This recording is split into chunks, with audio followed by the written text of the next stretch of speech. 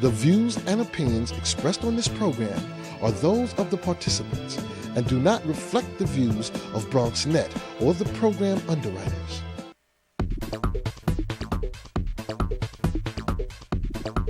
BronxNet. Your voice, your views, your vision.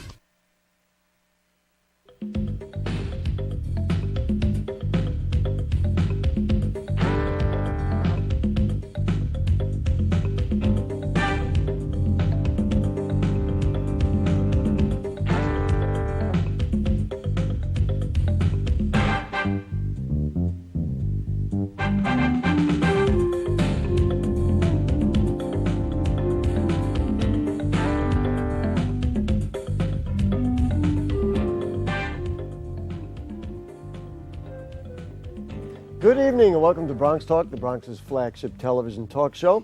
Our phones are not open tonight because of the nature of our program, but you can email comments to us at bronxtalk@hotmail.com, and we'll read those on the air during a future edition of our program. Well, as we all know, the Bronx is known as the borough of universities, and it's also known as the borough of parks. But after tonight's show, maybe some of us would think that the Bronx is known as the borough of books. We have 4 Bronx authors tonight who have written excellent books, and we're going to give you a chance to meet them and learn about their work. 2 notes before we get started. There are many other Bronx books out there, and they're all deserving of joining us tonight. We didn't have room for anybody, so we did the best that we could. The other thing I wanted to mention that after reading each one of the books, I can tell you that each one of the authors deserves the full half hour, but we just don't have the time for all of that. So again, we're doing the best we can, and so that's how we get started tonight. Our first book is on the Times bestseller list. Liz Murray is the author of Breaking Night. Good evening, Liz. Thanks for joining us. Gary, thanks for having me. This really is an incredible story. It's known as the story of Homeless to Harvard. At what point in your life, when you were growing up through some very difficult circumstances, did you say, gee whiz, maybe this has been incredible, it should be a book? You know, it took a while for me to get there. I had to live the experience first before I even knew that I had anything worth sharing. It really started from very humble beginnings. Growing up on University Avenue, right by Fordham Road, both my parents were addicted to drugs. They had lived this kind of 70s heyday, you know, the party scene in the 70s in New York, the disco I've dancing. heard about it, yeah. You heard about it? Yeah, you might have been at some of those parties. So my parents were living that high life. And then my sister Lisa and I, we grew up in the aftermath of what happened when the party was over. And they had drug addiction. And that drug addiction eventually took both of their lives. There are many things that make the book so compelling. Among them, when you just start, there's a wonderful humanity that comes from you in the book as you tell the story. Many people would say, oh, goodness, somebody who grew up in that very difficult circumstance would be angry or would have a chip on their shoulder. You never seem to get that. What do you owe that to? Why did that happen that way, that you maintained kind of a girl's outlook? I don't know if I'd call it a girl's outlook. I would say maybe the compassion, if you could identify it as that. It was pretty simple for me because I was very deeply loved by my parents. For anyone watching who has a household where people are drug addicted, including alcohol, it's a disease. And I got pretty early on that my parents were sick, and they taught me that people can't give you what they don't have. And I just knew instinctually Mom and Dad loved me so much, but they were sick. And what I got from that was, okay, maybe I don't blame anybody. I'm not angry at my parents. What I did get, I have to figure out some things in my life on my own. And that's when I shifted into taking really 100% responsibility for my life. Some of the things, and you know, they're so heart-wrenching to read about, and congratulations, they're told so vividly and with such passion. Was there a point in there along the way in your life, and I guess it's equivalent to saying in the book, where you said, you know what, this is just not going to work in some form? Or did you always inside you have this notion that, you know what, something great is going to happen to me or for me? if one thing that I learned from my experiences is, I came up in the Bronx, and then eventually when my parents, their drug addiction caught up with them and they became HIV positive, and I'm like 15 years old, sleeping at my friends' houses, I went to Kennedy High School at first and dropped out. I just realized that life could change overnight. If I could have my family and a home one night and that could be gone the next, then it was like having my slate wiped clean. And I said, well, if life can change for the bad, then life can change, period. Maybe I can change my life. We should probably fill in the blanks for folks who didn't read the book. And by the way, it's called Breaking Night, and let's make sure that people know it's available literally everywhere where books are sold. Right? And I think people being from the Bronx know what the title is, but just in case, Breaking Night, we say in the Bronx, staying up all night until the sun rises. And I could think of no more appropriate title than moving from darkness to light and capturing my story of homeless to Harvard. So Breaking Night. That's the point I wanted to get to. And you were homeless, and you, as we've already established, grew up to parents in some very difficult circumstances. Why don't you tell folks how you got to Harvard and how that transition actually happened? It's a wonderful story. Makes for a great book, by the way. Well, thank you. I always kept my journal with me, by the way. So this is in many ways pages from my journal made into a book. And the moment when I decided to really pick myself up, my mother had died. And when she died of AIDS and I was 16 years old and homeless, I really understood that she had been homeless in the Bronx when she was a teenager. And I could see at that moment that my life had a symmetry with her life, that I was in fact recreating her life, and that I had to break the cycle and where I'd come from. So in that feeling, I went back to school. I found some great teachers. I found organizations downtown that give resources to homeless students. And I, in fact, attended high school while I was homeless. And inch by inch, choice by choice, day by day, I did my work. In the way that you tell it, you make it sound so simple. She's being very modest. This is an inner strength that comes from this person, that emerges from this book, that you really deserve a lot of credit. And let's tell the story of how you got to Harvard. And sure. Why you ended up. It's a wonderful, wonderful Bronx tale. And things can be simple and still difficult, and it was. You're right. It's challenging. I applied to this alternative high school. I got in. I met some amazing teachers at Humanities Prep downtown. They really took me under their wing. My community supported me in nonprofits. I applied to Harvard because my teacher took me on a field trip to go take some pictures in Boston, and we took some pictures in front of the John Harvard statue in Harvard Yard. And by standing there in Harvard Yard and having all my belongings in my backpack, and in fact being homeless at the time, it occurred to me, I thought, oh, these students are so wonderful. They're Harvard students. And I went, oh, wait a second, I qualify. And so with my teacher's encouragement, I applied. This is what I think is so inspirational, and I hope it would be inspirational to people in the Bronx who may be in difficult circumstances. And that's what I was referring to earlier. Something in you kept you going, or kept you believing, I could be at Harvard, I could do this. And so congratulations for having achieved that. Well, and anyone listening that's in hard times, one thing that I learned in life, the world is filled with people who will tell you what you can and cannot do. And if there's anything that served me really well in this life, is to not listen to that and go, you know what? You don't really know until you do it. No one knows what you can do until you make the attempt. Get up off your couch and do it. So I've never taken no for an answer, and I think that's really helped shape my life. Was writing the book ultimately therapeutic? One would think that with all that you had to tell, and if we had more time with you, we were going to get to other authors, we could go through a lot of it. It must have been therapeutic for you. It was huge. I mean, in many ways, if you sit down to write a memoir about your life, you're inevitably going to have to write about your parents and where they came from. And when you do, it really shows you how your life is the result of generations before you. Mm-hmm. And it felt in many ways like a letter to my parents, who I love very, very much. You are doing some great work now, and there are a number of organizations that you're part of. Tell me a little bit about what you want people to know, and what organizations they can use to help them out. Sure. If you're on hard times and you're youth in New York City, there's an organization you should know about called The Door. And their website is simply door.org, door.org. And they're a haven for homeless teenagers. Pantry packs filled with food, counseling. They'll help you get to college. I'm working with them now, and we're building a high school for homeless teenagers that opens in September 2011. It'll be called Broome Street Academy. So if you're underage, you've got some stuff going on, you're looking for resources, door.org, 555 Broome Street, door.org, and homeless teens can find an abundance of resources there. you could recount, and again, frankly, I want to sell the book. I want people to read it, not only because we want Liz to do well, because she deserves it, but because it's a wonderful book and has wonderful lessons. But as people get through it, they will be able to realize that you can have an outlook even after having been through some very difficult circumstances. And when you achieve a success in your life, I had a very wise person tell me that it's not success unless it creates opportunities for other people. So that's why I'm building this high school, and I encourage anyone who's ever had anything work in their life to make sure you bring other people with you. How do people contact you or get through it? There's a website. Yeah, if you want to contact, liz.murray@yahoo.com is my email. liz.murray@yahoo. And also, I think there's a website. Liz Murray, congratulations on literally everything. The book, the fact that you turned everything around, Thank you. and all the success and Thanks wonderful for things having you're doing me. for other people in the future. Thank you for having me here, Gary. Great. Okay, there you can see the website. So we go to author number 2.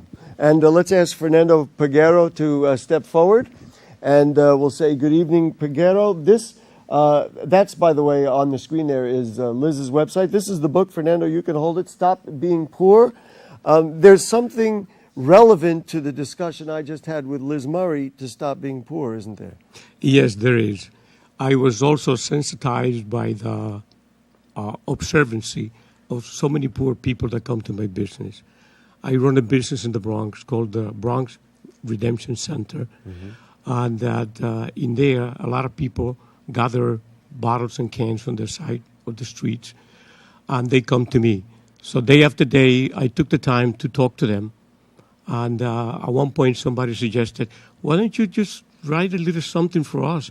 Because each time I talk to you, it's so inspirational. And so what? I'll hold up the book here. Stop Being Poor. So easy to say, and Liz Murray, to her credit, was able to go from one step to the other. What is the advice? What does this mean? Stop being. It's so easy to say.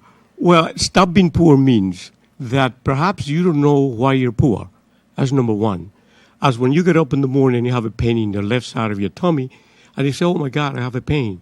But you don't really know what it is. We who happen to be not so poor, look at them and say, wow, why is that person doing whatever he's doing? But they themselves do not know the reasons why. And then I said, wow, the number one thing before you do anything is to identify what the problem is. So I said, what about if I tell them why they're poor? And then I began to kind of examine. And at one point, I wanted to say, I'm going to write 5 or 6 points of why you may be poor. And then it got complicated. And then I said, yeah, but what if I tell them why you're poor? What does that do to them? Say, I got to tell them how to get out of it. So that's when I then decided to begin to write something about it. Have you found people who have read the book and said, you know what?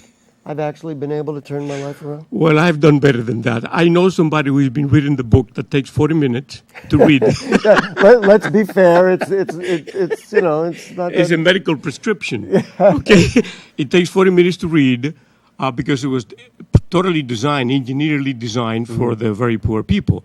So therefore, this guy, each time he says to me, I am reading your book. He's a chronic alcoholic.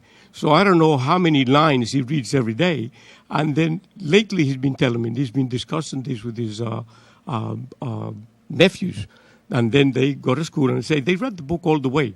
But he's still reading it, and he really likes it very much, But well, the key really would be to see if he could kick the habit. Exactly.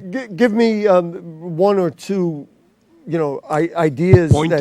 Pointers for people. Okay, the main reason that I decided that people may be poor is because tradition.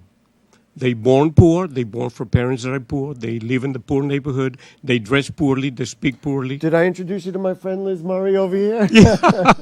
But that's really what the story is, and that there is a way out of it. And so what do you do? There is a way out of it. And then what I decided to do was to each identified problem in the book, which is about 6 of them, is followed with a remedy. So the book is divided in 2 pieces. One is to identify why, or the why of why, and then 2, part B, is how you do that, but not in the general, but in a very specific way. How you begin to learn how not to be poor. It starts up here? It starts right there. And it starts with a word that is called accumulation. You have to learn how to save things. no matter what it is. It could be button for an old shirt. Stop Being Poor, Fernando Peguero, thank you for joining us. There's a website, right? We go to the website? You can go stopbeingpoor.net. Great. Thank you so much for joining us. Thank you. And we move, there's stopbeingpoor.net. And also the book is available, I guess, through the website? And through the... Go ahead. What is the yours is Through Amazon. Amazon, yes. Through Amazon.com. Okay, next, we're moving right down the road here. It's Bernard Blue Rowell. Good evening, Bernard. Thank you for joining us. How you doing? I'm doing just fine. All right. Son, I got your back. Yeah, I got his back. Give us the background about what this is all about. Well, you know, a lot of times our kids don't talk to us about certain things that happens in school. And, you know, when they get around their friends, you know, they tends to shy up about talking to their parents. What happened was a situation was happening in school, and I would notice every time he come home there was something a little miscombobulated about him. You know, so when you start to see a change in your child's pattern and behavior, it's like, okay, you question that. My kids always seem to wonder, Dad, why you know? How you know this? I know because I read the book and I know what you did. I don't want to give it away because I want people to read it because it's a fascinating story. It's not totally true, but in terms of what you wanted to do for the young man, that was the idea, is that he should know that he has somebody behind him. Exactly. You should always talk to your parents because I'm going to tell you, certain situations you be in, okay, when you step up, like I was in a situation with my son, and he was glad that I was like, later on he said, Dad, I'm so glad you was here. Mm-hmm. So it's like, listen, you need to talk to me more. And I kind of, you know, put some things in there that make it very enjoyable for kids can say, okay, you know something, I'll be able to talk to my parents. The way if he put it that way, okay, you got it. And I have to tell you, the language that you used was very interesting. I mean, so at first I said, wait a minute, everybody really talks like that, but nobody writes like that. Exactly. But the fact is, it is in the vernacular of how people talk in the Bronx. Exactly. See, because my parents, they come from the South. Okay, my mother from Adel, Georgia. My father was from Alabama. So the way we grew up knowing it's pretty much in the same family of Bernie Mac. You know, they was hardcore. They tell it like it is. You know, so there's a lot of ways people write today. You know, and I wanted to bring the true way. You didn't want to talk down over people or down to people. You wanted, especially people in the Bronx, to be able to talk in their language. Exactly. Feel comfortable when you read this. Just like, well, my parents is from this. In the book, you are a single parent, a father, which is relatively unique. A father who is a single parent. Frankly, is that true? That was true. That was true. That was true. You raised the children, and when they read the book, what did they say? They laughed because the thing is, it's like, how you know this? Because I watch you, I raise you, I know everything about you. It's nothing you can do that I can't know that you're doing. There is a real sincerity about being a parent that comes through. It seems to me from reading it, the bottom line is two-way. Talk to your children and get them to talk to you. Exactly. Because see, what happens is, if you don't know, ask. Maybe we can give you the solution to that. You know? And I tell a story about an experience that I endured to my son. So he's like, wow, yes. And it was kind of funny, too. Son, I got your back. How do people get the book, and how can they contact you? Or you can contact me on my email at bernardrowell@yahoo.com. You can pick the book up at amazon.com, barnesandnobles.com, and humanbooks.com. Great. Bernard Rowell, thank you so much. Thank you. And let's bring in our Ducky Boys. Ladies and gentlemen, it is my pleasure to present, here they are, the Lost Boys of the Bronx, the oral history of the Ducky Boys. James Hannon, thank you so much for joining us. Thank you for having me. And Kevin Byrne, an actual Ducky Boy. Thanks. Hi, nice to meet you. Thank you. James, this is a fascinating read for me growing up, not too far from the Bedford Park area where you grew up. What is it about the Ducky Boys that was worth telling? Well, I originally got into it because of the whole Wanderers movie. And I was like, oh, that's fascinating. Ducky Boys are so cool, and they can kick your butt and whatever. But then as I got more and more into it, I met people like Kevin and Jerry Gertler, who they told me the stories of the Ducky Boys who, I mean, they're a lost generation. I mean, there was hundreds of them, but there's only like 25% left. I had the sense from going through the book that on one hand, this was a gang, and there was this, and I'm going to get to him about this in a second. But they were tough, and they were fights, and but there was also a sense, you know what? This wasn't as much as like a terribly violent, end of the earth gang like the Bloods or the Crips or things they have now. There was a certain sense of family, of community, of kind of just kids hanging out. And there's a question that you keep asking through the book: how tough really were they? So what's really the bottom line of what the Ducky Boys really was? They were tough, no doubt. I mean, I wouldn't want to be in a dark alley with Kevin here. This is this close as I'm going to get. But they were real. I mean, they were more of a prankster gang. Like they would call us a whole bunch of pranks. There's a whole chapter in here devoted to pranks. They would knock off the Metro North. They would. Oh, there was a million things that they would do. Mm-hmm. Kevin, why the Ducky Boys? What was worthwhile about this? Why did you join? Why did you stay with it? And why did it mean something to you? Well, first of all, I'd like to say it's good to be here, and it's good to be anywhere, because a lot of the guys that were in this book, they're just not around anymore. Mm-hmm. And my brothers were original members, and they're not around anymore. But I started hanging out down there because of them, and. Mm-hmm. There was, and it comes right through in the book, and I certainly would recommend it. There's something that comes through there very well that not only, and there were difficult things, and you say many of them were not around, something nice about it, something good about it. There was a real camaraderie. Tell me what that was about. Well, it was like one big family. There was a camaraderie with everybody that hung around down there. It was like one big family. Mm-hmm. And a lot of the kids came from troubled homes, and so this became their family. Yeah, I mean, this is really what we know the story about gangs is even right now. We were talking just before the show about the life of the Ducky Boys. It was 63 to 70. I read, so I know the answer. Why didn't it last? And it's a very interesting story.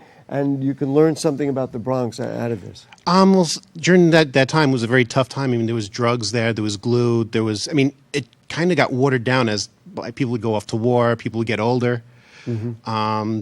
They basically went off and did their own things, and they got into harder drugs, they got into crime and things like that. I realized that people got older. What I really wanted to allude to was the idea that drugs really played a point, because you make a strong point about sniffing glue, which really destroyed people's lives. Right. It was horrible. I mean, Kevin has seen these people firsthand, but glue would just rot away the brain cells, right. And it was worse than alcohol. It was worse than marijuana. What was the difficulty in chronicling this? Because among the things that emerges through the book is, I couldn't quite get an answer for that, or he said this, he said we had the fight, but then she said maybe we didn't have the fight. What's the difficulty here? The obvious thing is it's 40 years, it's almost 50 years now. There were so many of them, and they had different experiences down in the park, and where they hung out. Which park was it? Bronx Park, which is right next to Botanical Gardens. Right. Over on Webster 204th is the place called the Balcony, and that was kind of one of their centers. I guess it was like any chronicler that you want to tell a story about something that you can't just go to a library and look up. Right. There's another thing that emerges towards the end, and that's this idea of Ace Frehley from Kiss. What's the deal? He was a Ducky Boy? He was not a Ducky Boy? Come on. Okay. Out with the truth. All right. Ace Frehley thinks he's a Ducky Boy. Should I ask Kevin? You could. Well, go ahead. You finish up, and then we'll go with it. When I was asking about, when I first met Ace Frehley, when I first talked to him on the phone, and I was trying to get him, this is part of originally a video project, I was trying to get him to be a part of the documentary, and I was like, oh, could you go on camera? He says, well, he'd charge me. So then I was like, okay, well, and then I started asking the Ducky people about, was he really a Ducky Boy? And they were like, really? He was a Ducky Boy? It's like, yeah, he hung out with Bobby McAdams, who was a real Ducky Boy, but not. So it wasn't that important to get him in there, right? Even though it was acknowledged that because of his fame, etc. Right. I get emails every few days saying Ace Frehley was a Ducky Boy. I know.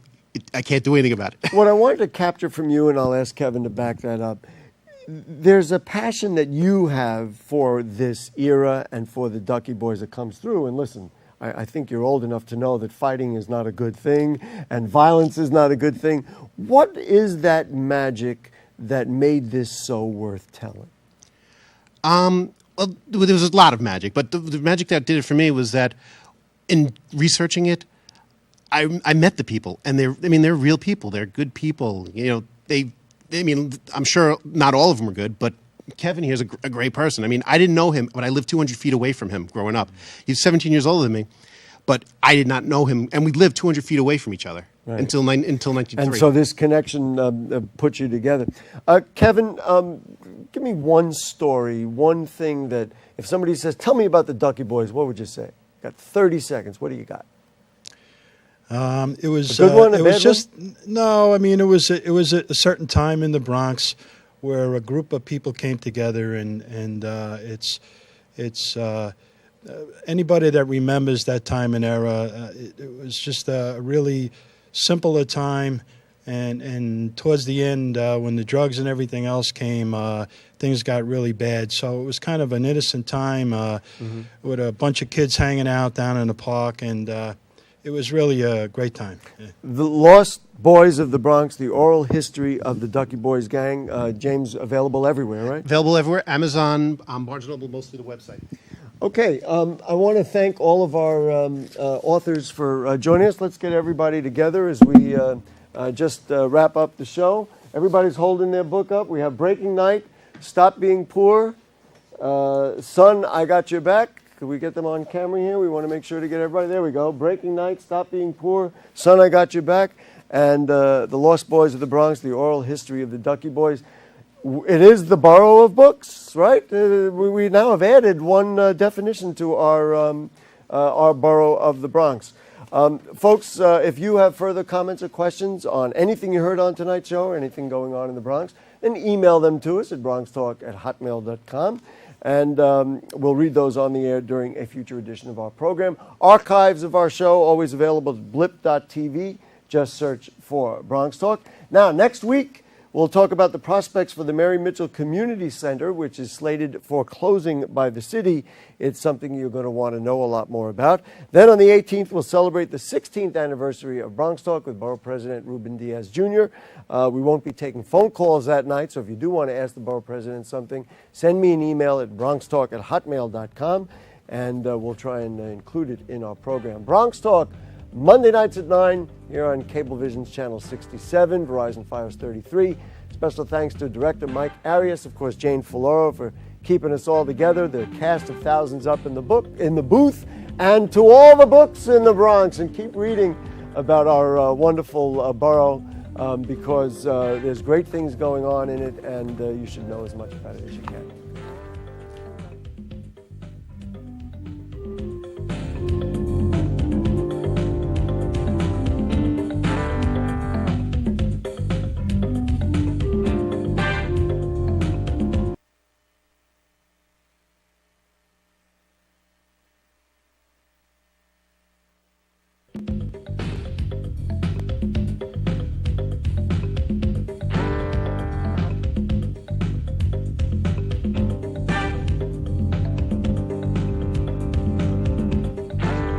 According to estimates, over 1 billion people live in appalling levels of poverty.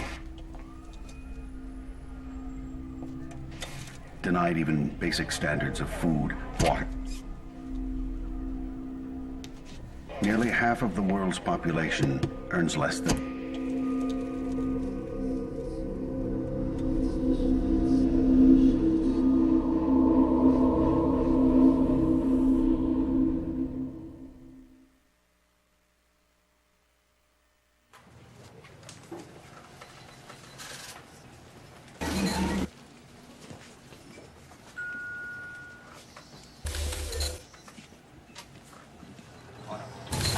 Hey, Shane.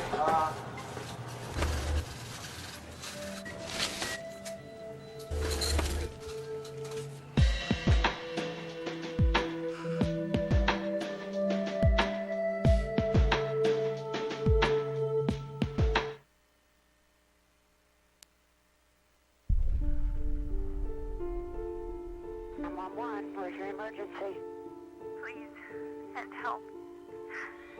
Tell me what happened? I think he's dead. Please, he was shot. Okay, what's going on right now? I think he needs help. Send help.